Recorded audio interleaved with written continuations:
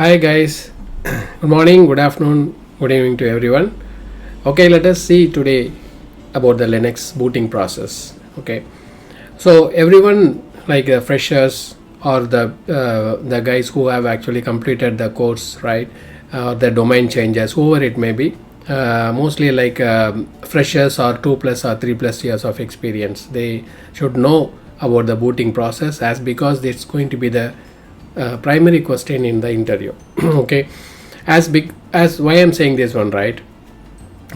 Suppose if in the interview, as talk about yourself, say about yourself, right? This Linux booting process is one among such questions, so it can able to give you some space for you to explain the things. Okay, so that is what the interviewer will be looking for. Okay, right, I don't want to take much time here. Okay, let us go to the topic. Okay, so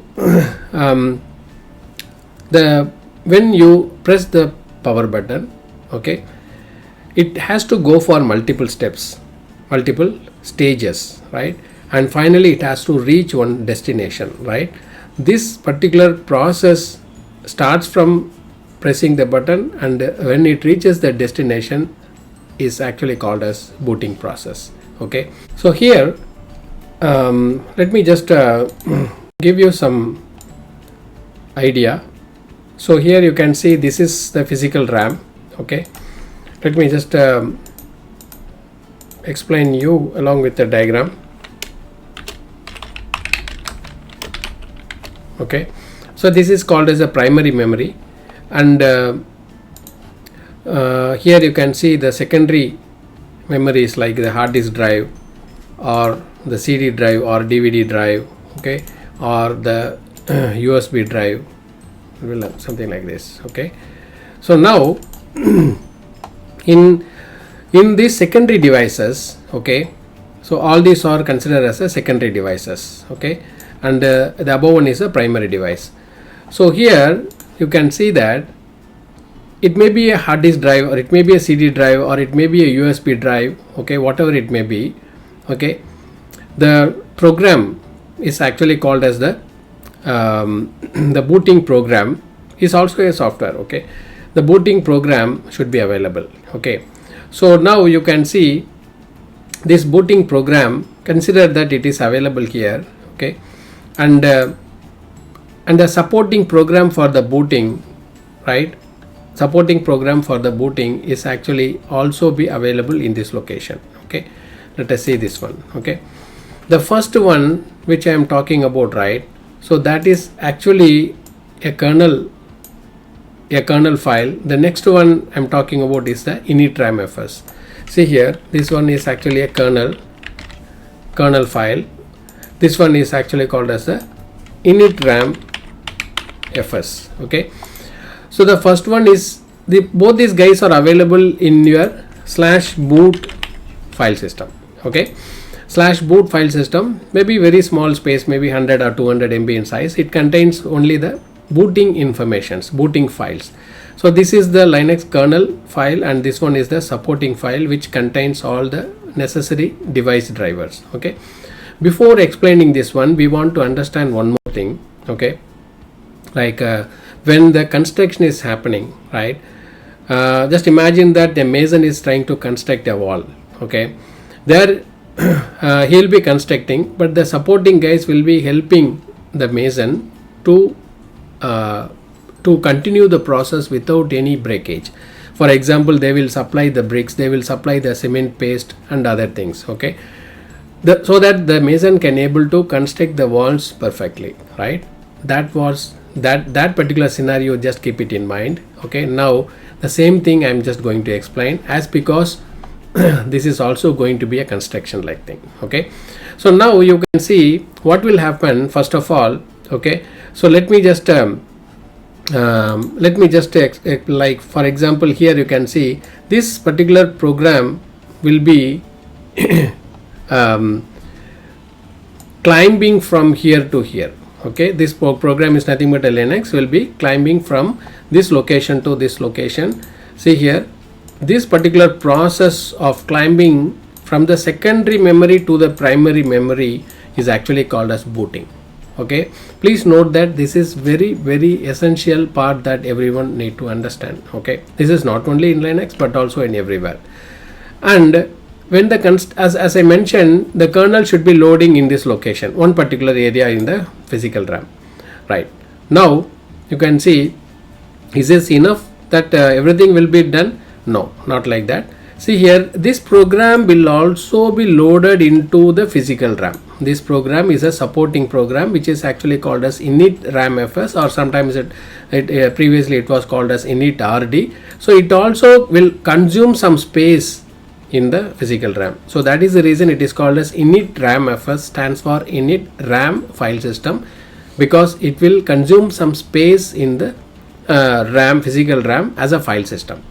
It normally contains the device drivers, okay, which are essential during the booting time. What does that mean?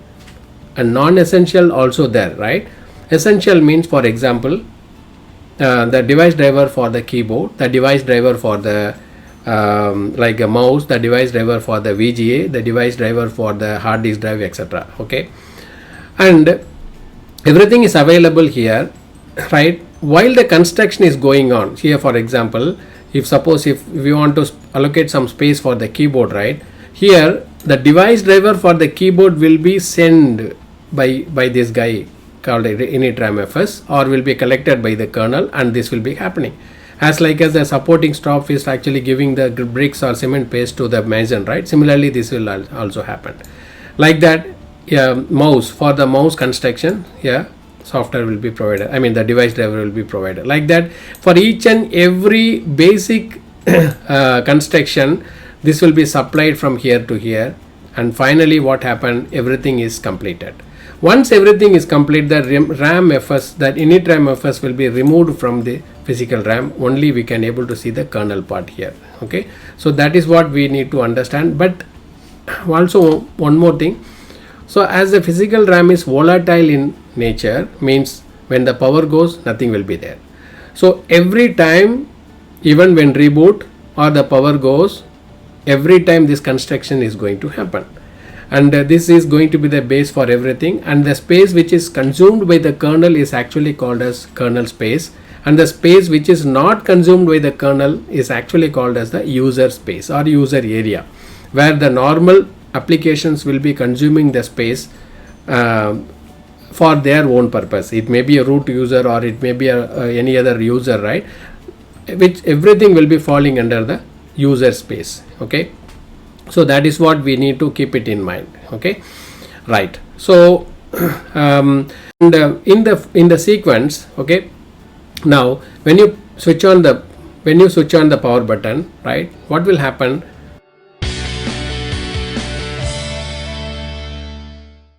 When you switch on, there is a I can call the component called BIOS, stands for basic input output system.